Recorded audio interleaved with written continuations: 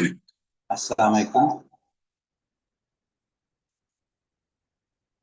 আমি professor doctor Mohammad Mehedi Hasan Khan, department of biochemistry and chemistry, faculty of biotechnology and genetic engineering, Sylhet কৃষি বিশ্ববিদ্যালয় থেকে বলছি। নতুন ভর্তির জন্য কিছু তথ্য বা তারিখ এসেছে। তো আমরা দেখেছি গত 24 তারিখ যে দ্বিতীয় পর্যায়ের অবস্থান তালিকা প্রকাশ পেয়েছে, যেখানে 10,000 শিক্ষার্থীর তালিকা দেওয়া হয়েছে। এরপরে তারা কিছু এই যে গুরুত্বপূর্ণ সময়সূচি তারা দিয়েছে, এবং এই সময়সূচিগুলো জানা আমাদের জন্য খুবই গুরুত্বপূর্ণ। এবং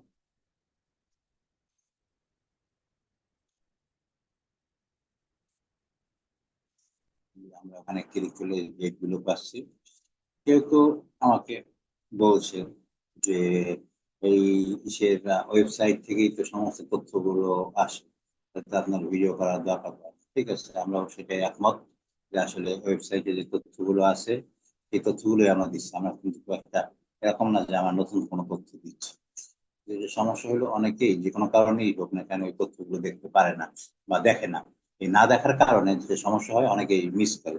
যেমন এই একটু আগে আমি ফেসবুকে দেখতেছিলাম যে একজন অভিভাবক বলছেন যে তার মেয়ে মোটামুটি ভালো সিরিয়ালে চান্স পেয়েছিল এবং সাবজেক্ট লিস্টে দিয়েছিল, কিন্তু তারপরে যেটা করছে 10,000 টাকা দিয়ে যে ভর্তি হইতে হবে এটা সে করে নাই। এবং সে কেন করে নাই?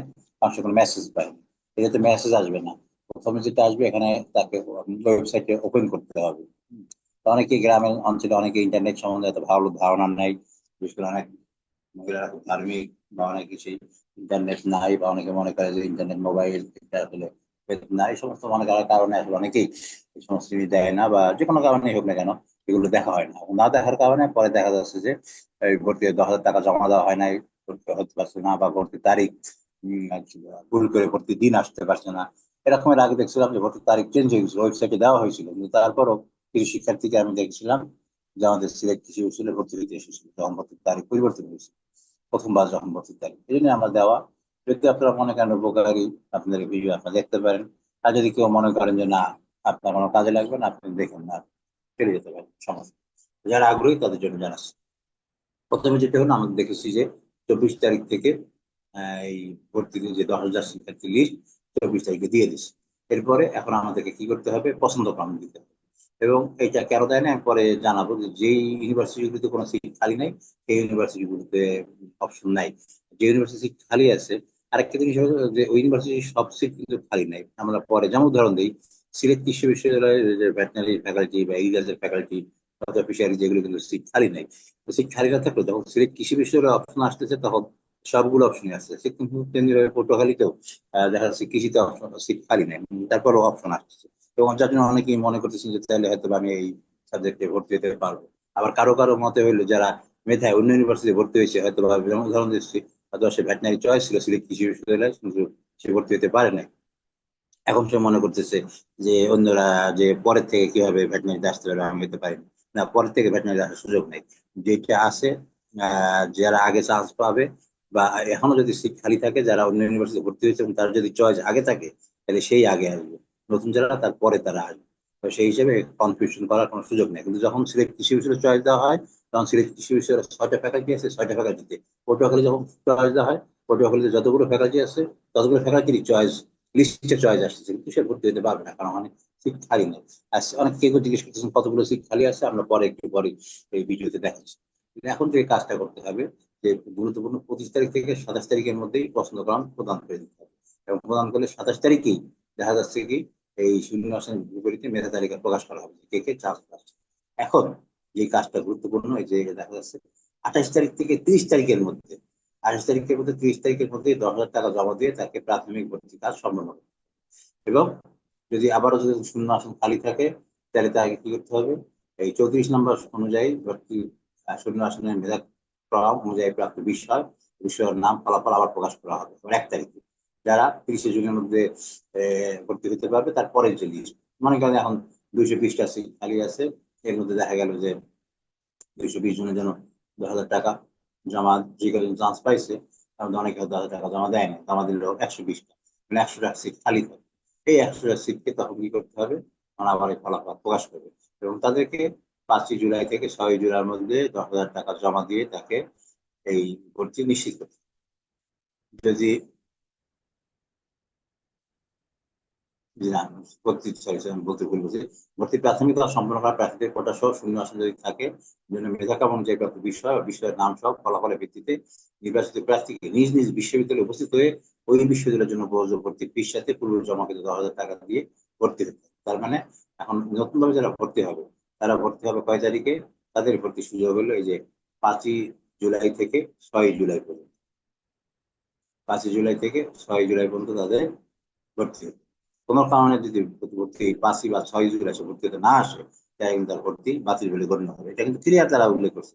কিন্তু তারপর আমরা অনেক সময় নোটিশ দেখি না, বা নোটিশ পড়ি না, যার জন্য আমরা ভুল মনে করি। তার জন্য যেটা দেখা যাচ্ছে যে তাইলে আমাদের পরবর্তী যে ভর্তি বিশ্ববিদ্যালয়ে যেতে হবে কয় তারিখে? জুলাই 5 এবং 6 তারিখ। এবং অনেক সময় মনে করতেছে যে 5 তারিখে আমাদের এবার হচ্ছে রবি এবং সোমবার, 5 এবং 6 জুলাইয়ের মধ্যে তাকে যাইতে হবে। এবং এরপরে যদি ভর্তি কিছু খালি থাকে, তাহলে এখন অন স্পট যে ভর্তি যেটা, এইটা ভর্তি হইতে হবে। অন স্পটের জন্য 36 নম্বর ক্রমিক অনুযায়ী অপেক্ষমান তালিকা করতে পারো, ভর্তি শূন্য আসন যদি থাকে সরাসরি বুঝলে অন স্পট ভর্তির জন্য প্রার্থীর তালিকা প্রকাশ করা হবে। এবং 37 নম্বর ক্রম অনুযায়ী প্রার্থীর তালিকা ভর্তি হতে বিশ্ববিদ্যালয় স্থাপিত নিজ নিজ বিশ্ববিদ্যালয়তে অন স্পট ভর্তির জন্য নির্বাচিত প্রার্থীদের ভর্তি হতে হবে। এটা কয় তারিখ? 12ই। তো যার জন্য এই হলো মোটামুটি অবস্থা, যে কবে কবে যাইতে হবে। যেটা হলো আবারও আমরা স্মরণ করাই দিচ্ছি যে ভর্তি লিস্ট হওয়ার পরে তাকে টাকা জমা দিতে হবে 28 তারিখ থেকে 30 তারিখ। পরবর্তীতে ফলাফল পাওয়া যাবে 1 তারিখে। টাকা জমা দিয়ে চূড়ান্ত ভর্তি করার জন্য ইউনিভার্সিটিতে যাইতে হবে হলো 5ই জুলাই থেকে 6ই জুলাই। আর এরপরে যারা আছে অন স্পট ভর্তি হবে তাদের লিস্ট আসবে 7ই জুলাই থেকে, এবং ফাইনাল অন স্পট ভর্তি হবে হলো 12 জুলাই। এই হলো মোটামুটি অবস্থা। আর এরপরে যদি আমরা আসি যে সিট খালি পাই,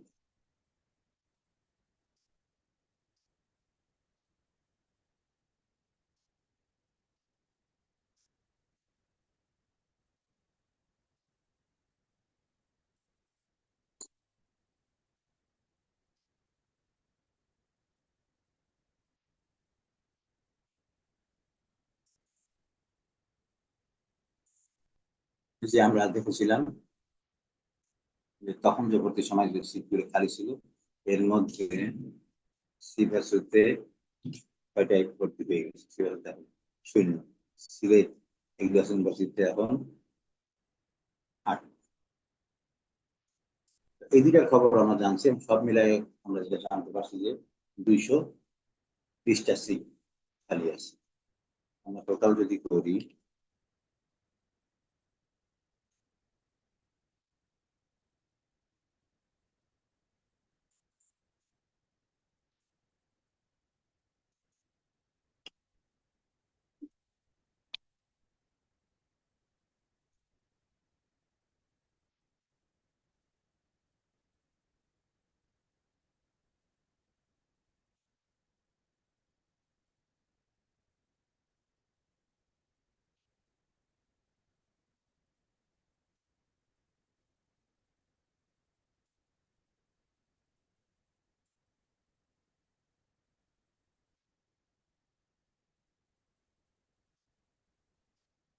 আমরা মোটামুটি যদি আমরা দেখি যে আসলে কতগুলো সিট খালি আছে, মোটামুটি একটা আনুমানিক দিচ্ছি যে পটুয়াখালীতে প্রায় 70টা মতন সিট খালি আছে। সেখানে আপনাদেরকে জানিয়েছি যে কৃষি অনুষদে কোনো সিট খালি নাই। বাকি যে 3টা অনুষদ, সেই 3টা অনুষদ অ্যানিম্যাল ভেটেনারি সায়েন্স সিট খালি আছে, ফিশারিজে আছে, কোস্টাল ম্যানেজমেন্ট সেখানে খালি আছে। সিলেট ইউনিভার্সিটিতে এগ্রি ইকোনমিক্স এবং এগ্রি ইঞ্জিনিয়ারিং আছে। যার জন্য যারা ভেটেনারি বা এগ্রিকালচার বা ফিশারিজে ভর্তি হতে চাচ্ছেন তাদের সুযোগ নেই। খুলনা ইউনিভার্সিটিতেও এসে এগ্রিকালচার ফিল আপ হয়ে গেছে। বাকি 4টা অনুষদে আছে। হবিগঞ্জে অবশ্য 3টা অনুষদে আছে, এবং কুড়িগ্রামে যে 2টা অনুষদ আছে সব মিলে অ্যাভারেজ 220টা বা 223টা এরকম সিট খালি আছে। এই হলো সিট খালির অবস্থা। বাকি ইউনিভার্সিটি গুলিতে শূন্য। বাংলাদেশ ইউনিভার্সিটি, গাজীপুর বা শেরে বাংলা, এগুলোতে শূন্য, এবং সিভাসুতে শূন্য। যার জন্য সেখানে ভর্তির জন্য কি করে নাই, ডাকেই নেই। যার জন্য অনেকে মনে করতেছে যে সে ভর্তি হওয়ার সুযোগ আছে কিনা, যে সিলেক্ট হিসেবে অপশন অপশন দেওয়া হচ্ছে এই জন্য যে যখন ইউনিভার্সিটি আসছে যার সব সব ফ্যাকাল্টি অপশন থাকবে, কিন্তু ভর্তি হওয়ার সুযোগ সুযোগ নেই। মানে ভর্তি সুযোগ নয়, মানে ভেটেনারি বা এগ্রিকালচারের সুযোগ নেই। ঠিক আছে, ধন্যবাদ সবাইকে। আশা করি এই আলোচনায় আপনারা উপকৃত হচ্ছেন। সবাইকে ধন্যবাদ। আসসালামু আলাইকুম।